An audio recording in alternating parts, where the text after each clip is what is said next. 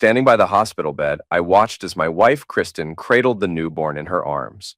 Her face glowed with a potent mix of exhaustion and elation, fueled by the adrenaline rush of childbirth. She wore a soft, relieved smile, fragile yet proud, while the baby squirmed in a pale pink blanket. Across from her stood her mother, Dolores, a tall, hawk-eyed woman with a fierce demeanor. On Kristen's other side was my mother, Linda, shorter in stature and equally tense, her gaze flickering from Kristen to me more times than I could count. Though we were all together in that bright, sterile room, we might as well have been planets orbiting separate suns.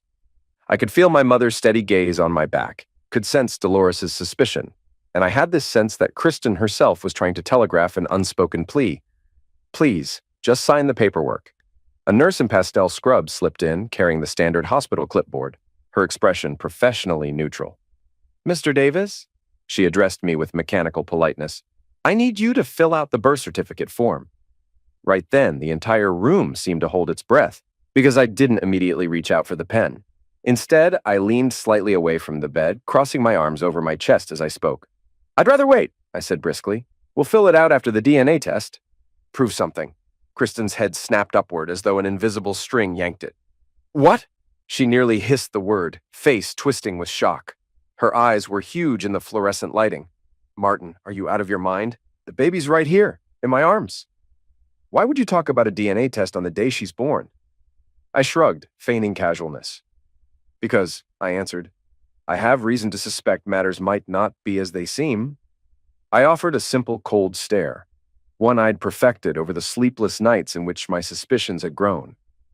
If this little girl isn't mine, I will not be signing anything. Dolores sucked in a sharp breath and shot forward, eyes flashing with immediate rage. How dare you? She brandished an accusatory finger at me, forcing her voice low to avoid upsetting the baby, yet it came out with a snarl. My daughter just gave birth. Are you seriously doing this to her right now? My mother, Linda, rushed to place a calming hand on Dolores's arm, but Dolores shrugged it off violently. Don't you try to hush me, Dolores growled, turning that fierce expression to Linda. You know damn well your son is out of line. That is not how you treat a woman who's just gone through labor. My mother tried again, stepping carefully between Dolores and me. Her own eyes were steeled with anger, but tempered with something like heartbreak. Martin, she said in a commanding whisper, please, let's not do this here. Not in front of Kristen, not in front of the baby. I half laughed and lifted a dismissive hand. She's known my stance on this for months, I lied. Though in partial truth, Kristen had at least suspected my doubts. And I'm sorry if it's inconvenient timing for you all. But I need absolute certainty that I'm the father before I bind myself legally to a child. The nurse glanced around nervously, then muttered, I'll come back later, before gently backing out of the room, leaving the birth certificate paperwork neatly on a small rolling table. Kristen's face twisted from shock into a slow simmering, desperate anger. You sick bastard, she said, tears threatening. You're punishing me for no reason. You really think I cheated on you? Not just think, I replied, my tone clipped. I know. I was ready for an explosion. But Dolores made the first move, so enraged that she nearly put a hand on me. Don't you speak to her like that. Don't you ever accuse my daughter of such a disgusting act. Mom, please, Kristen interjected, hugging the baby close. He's lost his mind. He's always at work. He has some stupid idea that I cheated. Because you did, I interrupted, my voice carrying a certain deadly calm. I examined my wife's face. She paused, blinking as though I'd slapped her. Linda tried to step in again, pleading in her tone. Martin, please say you're joking. Don't do this. The baby is right there. This moment is precious. You can't tear it apart. Everyone's going to remember this day for the rest of their lives. But Dolores's voice shattered everything. He's being a piece of garbage, Linda. How could you let your son get away with this kind of nonsense? Linda's face near crumpled, but she turned to me with an edge in her tone. Son, I know you're upset about certain suspicions, but can't you see how wrong it is to be doing this here? At least do it later. At that moment, as though a curtain dropped, I let out the piece of information I'd been holding. I put a camera in her car. My tone was rough, unremorseful. Our dash cam. Then I installed spyware. I recorded everything you said. Kristen. Kristen's face lost every hint of color. Dolores stared at her daughter, then at me, stunned into silence. I reached into my jacket pocket, pulling out my phone. Tension clutched the room as I pressed a few buttons. "Listen here," I said, my voice feeling disconnected from my body, but I wanted them to hear the words. "This is from 3 weeks ago, in her car." I tapped a file, letting the audio ring out. It crackled a little at first, but then Kristen's voice came through, hissed and disdainful. "This loser is always at work. He won't notice a damn thing. I'm going to make him sign the certificate, and when I divorce him, he'll pay for custody. But when the baby grows up, I'll tell her the truth anyway." Her voice continued in that same acidic sneer, describing in detail how I was no more than a convenient wallet. Kristen nearly dropped the baby, so shocked that the child whined in protest. Dolores gasped audibly, bringing both hands to her mouth. Linda looked torn between horror and heartbreak. Then, without warning, Dolores lashed out at me. She yanked the phone out of my hand and in one swift movement hurled it down. The device clattered to the hospital floor. "You vile snake!" she shrieked, "spying on my daughter!" Only then did Linda physically interpose herself, bracing her arms wide, trying to separate us. "Stop! Everybody calm down!" But Dolores turned her rage fully on her daughter. "Did you really say those things, Kristen?" she demanded. "What in the world? That's monstrous! That's manipulative, vile!" Kristen was trembling, tears leaking from her eyes, her voice rising in panic. "Mom, it's not like that! Shut up!" Dolores' snarling voice carried enough venom to paralyze the entire room. "I defended you! I nearly physically attacked Martin just now, only to find out you confessed on tape that you were planning to pin a child on him for money." I took the moment to respond, my voice filled with quiet bitterness. "She's been sleeping with that man, Marshall Jones, for months. Maybe it's longer. She told me it ended, but, well, you heard her. She didn't have the decency to keep it hidden from her own mouth." Linda exhaled hard, pressing trembling fingers to her lips. "Oh, God," she whispered, looking at Kristen. "Kristen, tell me that was some twisted joke. Please." Kristen only sobbed, clutching the baby, who had begun to fuss. Dolores turned toward me, her eyes blazing. "All right, so you have a recording. But so what, Martin? You came in here like the devil himself, brandishing your audio proof, humiliating my daughter right after she's given birth." "Yes," I said simply, "because I'm the baby's father, or I'm not. And I'm not signing until I know for sure." Dolores' frustration with me hadn't abated, though her shock at Kristen's words was obvious. She advanced, jabbing a finger in my face. "Sign it!" she demanded hotly. "Sign that certificate now! Don't you dare abandon my granddaughter!" I shook my head, stepping back, ignoring the swirl of guilt that threatened any normal father in such a moment. "I'm not abandoning a child who isn't mine," I spat. "If the results come back that she's mine, then all right, otherwise, no." Seething, Dolores lunged forward, as if about to rip the pen off the table and stuff it into my hand. Linda cried out, grabbing Dolores before the woman could make an outright scene. Dolores was beyond rational. "Sign it, you bastard!" she almost shrieked, tears of fury in her eyes, her voice echoing off the hospital walls. "You do it or I swear—" "Enough!" The door slammed open, and two nurses stood there, eyes wide with alarm. One of them stepped inside, voice trembling with schoolteacher authority. "Stop yelling! This is a hospital!" Dolores whirled around, took one look, and realized the scene she was causing. Realizing the precarious place we all stood, she let out a snarling exhale. She backed off, tears carving watery paths down her cheeks, but her rage was not extinguished. It merely simmered. In the bed, Kristen was weeping uncontrollably, holding the baby as if the child were the only buoy in a storm-torn sea. I caught her glancing at me in a combination of anger and desperation, but I merely stared back, unmoved. If she had harbored any illusions about me caving, the audio recording had ended those fantasies. Linda finally found her voice. "All of you," she said, swallowing hard. "Let's get out of this room." "Wait," I said, my words crisp. While the nurse hovered uncertainly, I narrowed my gaze at Kristen. "You told Marshall I'd pay child support, right?" I snapped, referencing the tape. "Well, guess you'll need to find him for that." She stared at me, tears brimming.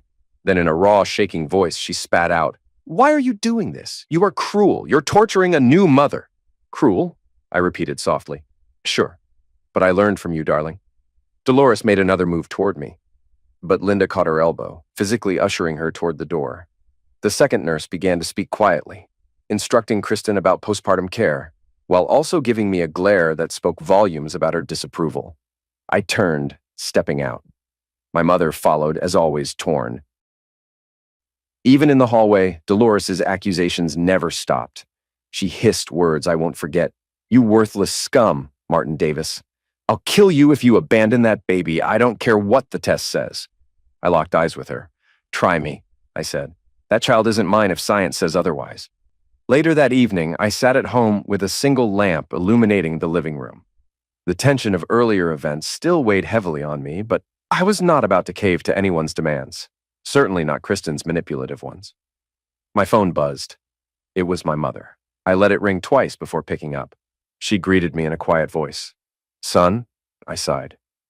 "Mom, I'm with Dolores and Kristen now," she said softly. "The baby's asleep, and Kristen, she's inconsolable. Dolores is frightened for her mental health. She's just given birth, Martin." I snorted. "You think I care after hearing that tape? She was perfectly fine manipulating me into signing a certificate so she could bleed me dry once she divorced me."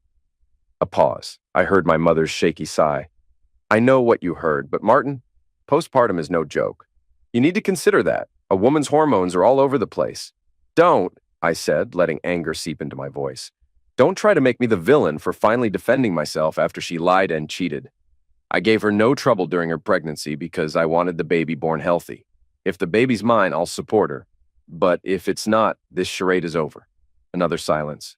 "What do I tell them then?" she asked, almost pleading. "Tell them to expect the divorce papers soon," I answered firmly. "I'm sure Kristen's mother will be thrilled to take her back. I'm done."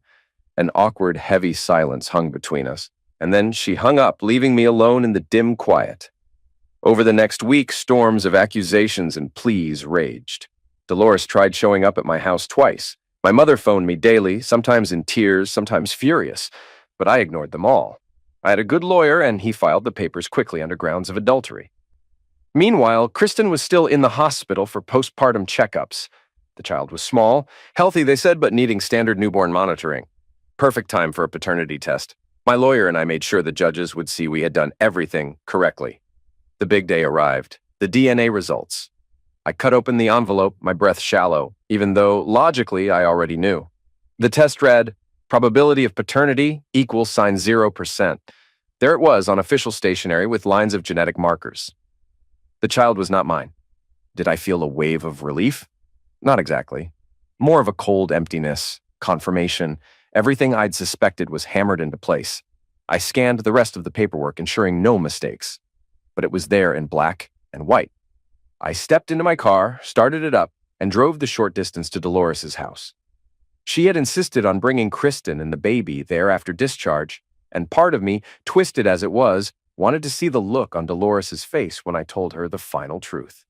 The front door opened before I even knocked. Dolores, pale, tired, but as defiant as ever, met me on the porch.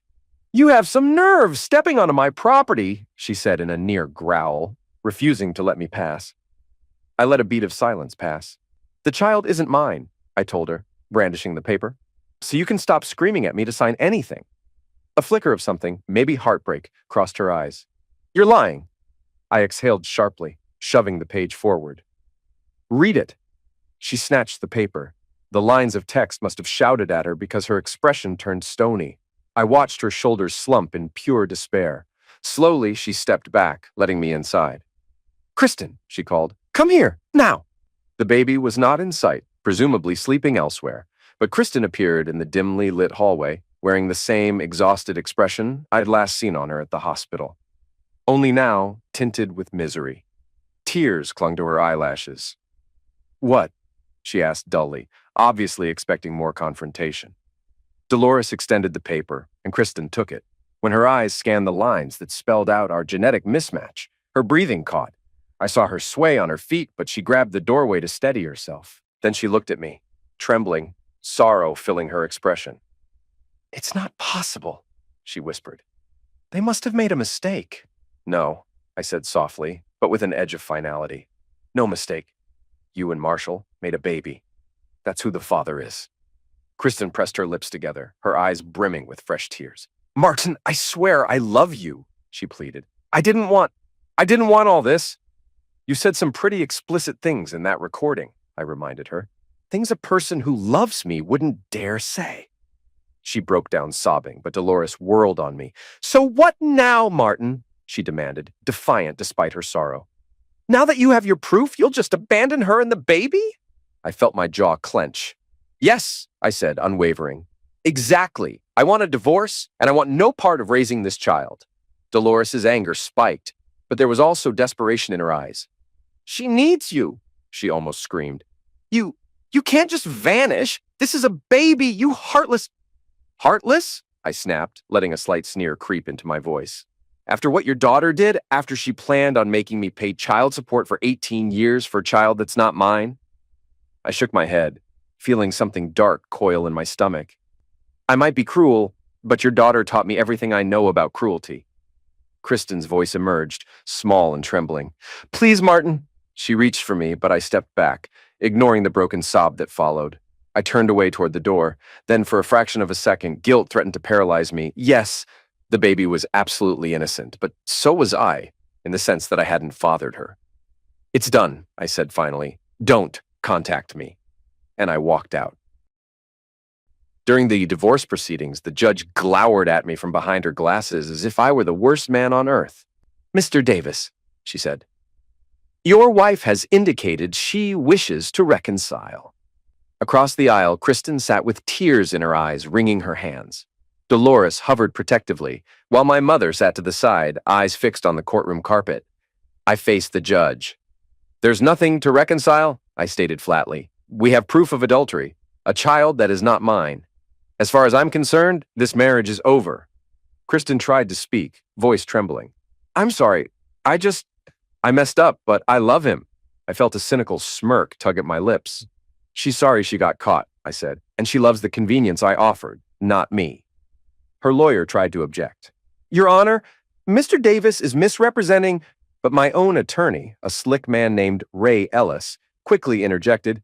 Your Honor, this is a case of clear-cut paternity fraud.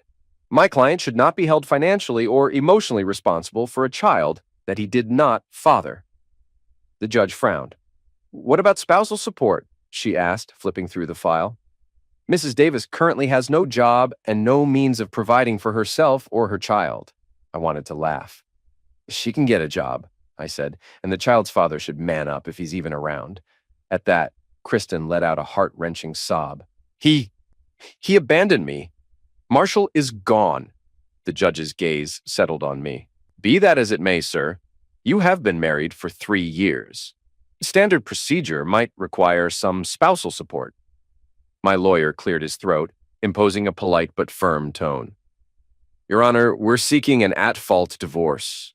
Mrs. Davis's actions led to the irretrievable breakdown of this marriage. Even spousal support can be contested under these grounds. The judge shook her head, clearly displeased. She hammered her gavel lightly. We'll break for lunch. Court is adjourned until then. We'll reconvene afterward. Outside in the hallway, I ended up near a bench. Kristen approached me, tears still in her eyes. She put a hand on my arm. I pulled away. She tried to speak in a hushed tone. We can fix this. No, I said, a single word that bristled with finality. Dolores joined us, narrowing her eyes. Stop it, Martin. For God's sake, she's postpartum, depressed, suicidal. She's told me she wants to end it all. You're pushing her to the edge. I stared at Dolores, feeling a flicker of discomfort, but I hardened my expression. She pushed herself, I replied. She's suicidal. I suggest she get professional help. I'm done being her emotional punching bag. Dolores hissed, You are a monster. I turned away, letting the label roll off me. Somewhere behind me, I heard my mother's soft, trembling exhale. But I didn't look back. When the divorce was finalized, it came as no shock. The judge grudgingly declared the marriage dissolved. No children to settle custody over. Kristen pivoted to live with Dolores full-time, carrying the weight of the heartbreak she'd co-authored.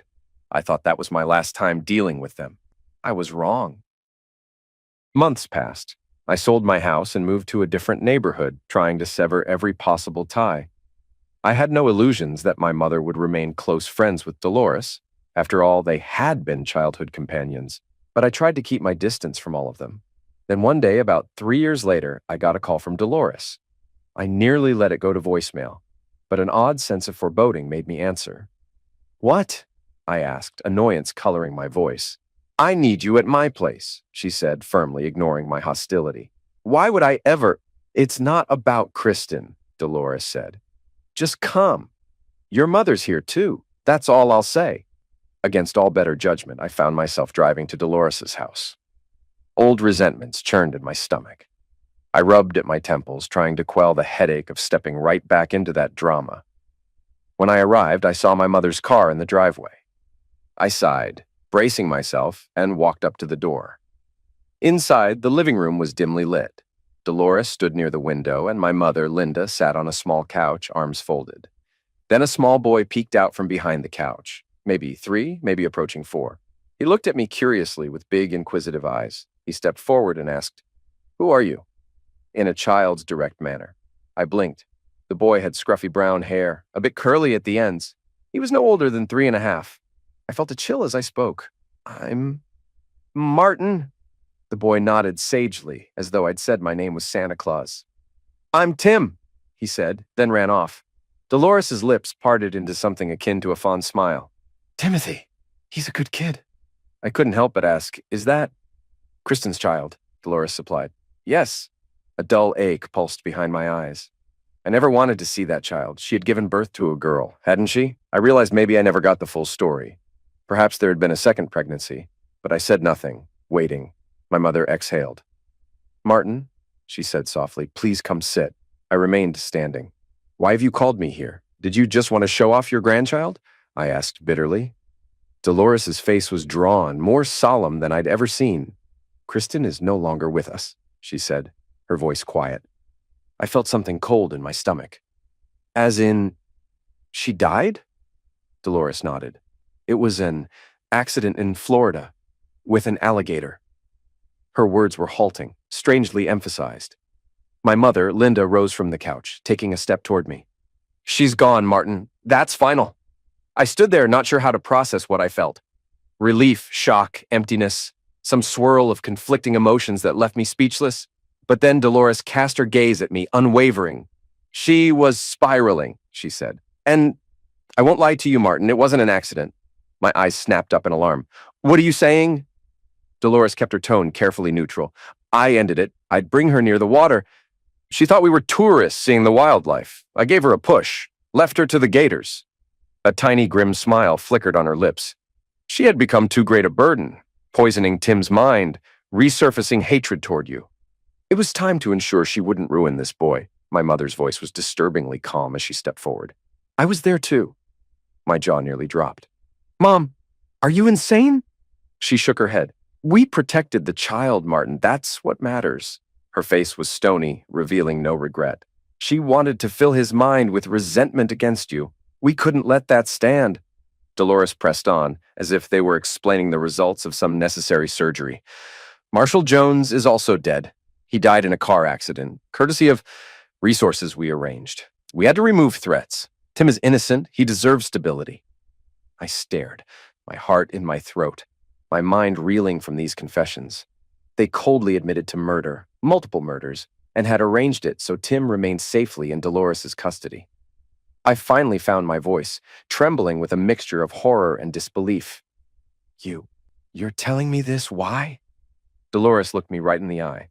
"Because I'm dying, Martin," she said. "Stage 4 cancer. Your mother has it too." At that, Linda stepped closer, tears threatening, but never falling. "We don't have long," she whispered. "Our biggest concern is Tim." Dolores gently took hold of my wrist.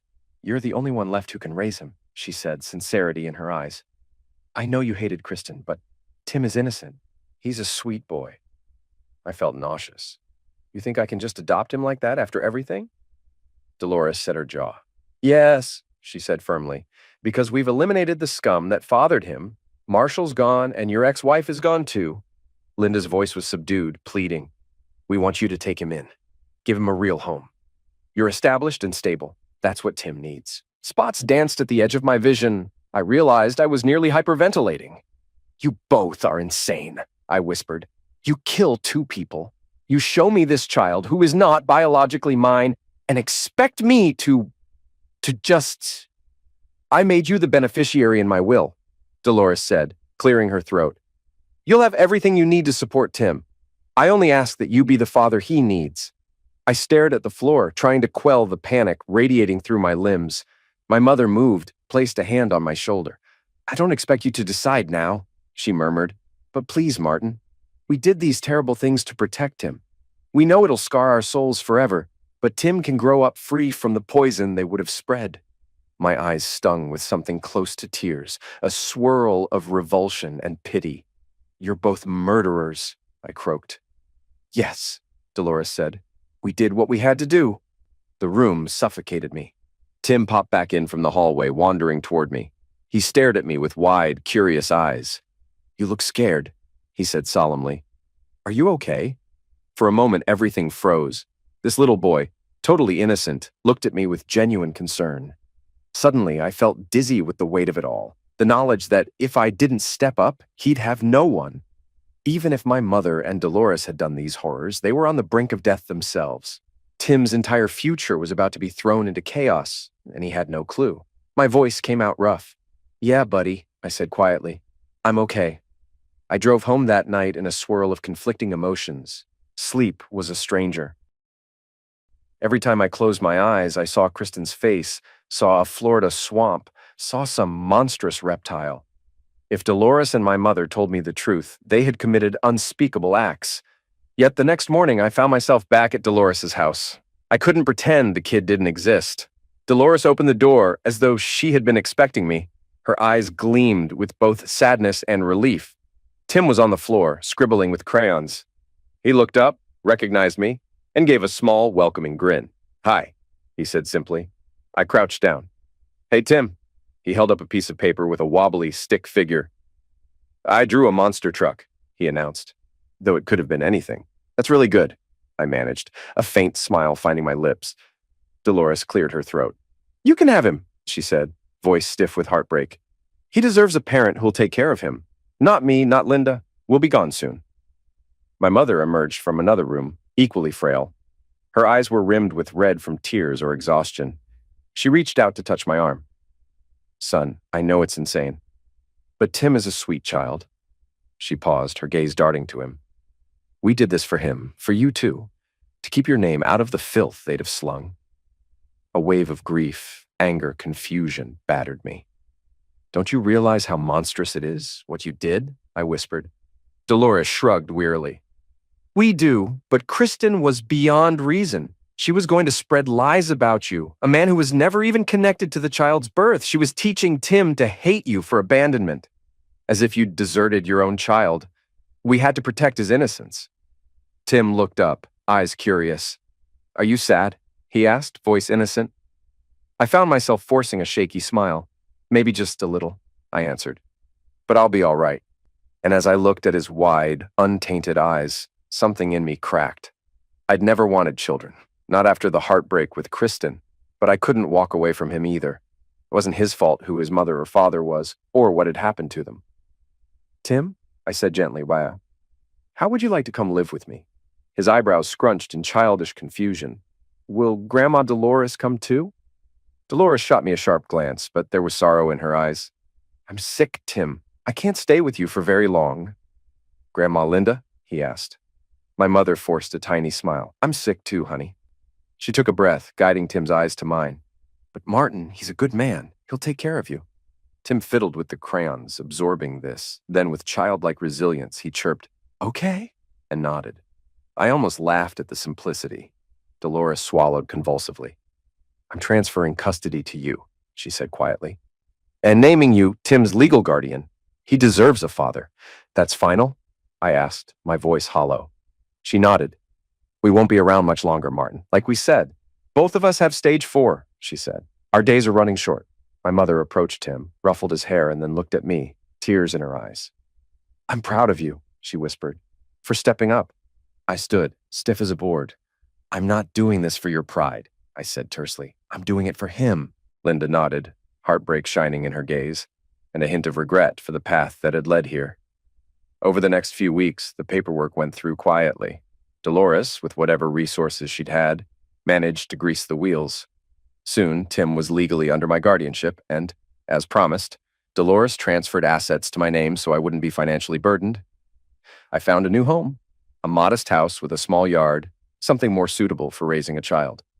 And just like that, my life shifted from a solitary routine into fatherhood. My mother and Dolores passed within 2 months of each other. Peacefully, I was told, at least in medical terms.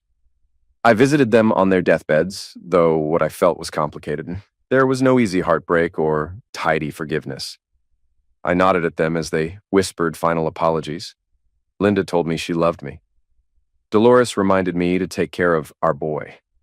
I promised I would, despite the horror of their confessions. They left the world certain they had saved Tim from a worse fate, being trained to hate me by a vengeful mother. At first, Tim asked simple questions about where his grandmother had gone, or why he couldn't see Kristen. I scrambled for half-truths, telling him softly that his mother had passed away and that his grandmother's had too. That was all a boy his age needed to know. For the next couple of years, we settled into a decent life. I had therapy to manage the mental scars of all that I'd been through. Tim thrived in daycare, then preschool, soaking up knowledge, giggling at cartoons, and embracing me every evening as though I truly was his father. I tried to date a little, but it was never easy. The baggage I carried was enormous. The ghosts of Kristen, of the betrayal, of the horrifying secrets behind her demise, they weighed on me. But I managed to keep that darkness away from Tim. Then life threw one more curveball my way. 4 years into adopting Tim, I met Kelly. We clicked in a way I hadn't experienced since I first fell in love with Kristen. Only better because Kelly was honest. She was a nurse, a Marine veteran like my mother once was. She had her own gentle brand of wit, a directness I found disarming. She and Tim bonded quickly. I'd see them coloring together or engrossed in children's books. The first time Tim called her Mommy Kelly, I froze, uncertain if it was too soon. But Kelly merely smiled, tears in her eyes. 6 months later, I asked her to marry me. She said yes. The wedding was small and simple. Tim was ring bearer, beaming in a little tux. I wondered if my mother and Dolores were watching from beyond the grave, seeing the result of their twisted but well-intentioned plan. A year later, Kelly and I had a daughter. Tim was thrilled to be a big brother. He'd stand guard by her cradle, promising to protect her. His sincerity made my heart ache with both pride and guilt, because I knew how many people had died for him to have this seemingly normal life. I rarely thought about Kristen. My few nightmares about the Florida swamp eventually subsided. As for Marshall, I never uttered his name, nor did I mention him to Tim. What good would it do? One afternoon, after Tim's 8th birthday, I found myself rummaging through an old chest of my mother's belongings in the attic. Kelly was out front mowing the lawn. Tim was playing with the baby. Inside the chest, I found a small diary, worn at the edges. Without meaning to snoop, but with every right to rummage through my late mother's items, I flipped it open. My eyes were greeted by entries from decades ago, presumably just after I was born. Then I found a photo tucked between pages. It showed 2 women in uniform, my mother and Dolores, side by side, serious-faced, near a sign that read George Bush Center for Intelligence. The back was labeled with the date 1999. My mind reeled. My mother had never told me she was CIA. She said she was in the Marines, yes, but not intelligence. And there was a short line scribbled on the next diary page. We made an oath. We keep each other's secrets, protect our children from all threats, no matter the cost. I sank onto an old stool, running a hand over my face, breath shaking. The puzzle pieces I had never quite understood fell into place. My mother's and Dolores's unstoppable bond, their sudden capacity for handling matters with ruthless efficiency, the ease with which they had ended 2 people's lives, Kristen and Marshall, and concealed it. Yet even as a chill ran through me, I realized Tim's stability. That bright spark in his eyes was a direct result of their final act. Morally repugnant, yes, but with monstrous determination, they'd stripped away the toxic influences in his life. I felt a faint sense of closure. They had done the unthinkable in the name of love, however twisted it was. I carefully placed the photo back in the diary, slid it all into the chest, and locked it away again. I took a moment to steady my breathing. My daughter's cry drifted upstairs, followed by Tim's gentle hush, Kelly's exasperated laugh, and the sound of our small but cherished family life. I closed my eyes, letting the swirl of guilt and gratitude settle in a single breath. Semper Fi, I whispered, remembering that phrase I once heard them exchange in passing. Always faithful. Indeed, in their own brutal way, they had been faithful to me, to Tim, to their vow that no threat would stand. I made my way down to join my family, determined to move forward with what was left, this improbable happiness. The past was a haunting mosaic of betrayal and violence, yet from the wreckage, Tim and I had built something good, and that, I decided, was where my focus would remain.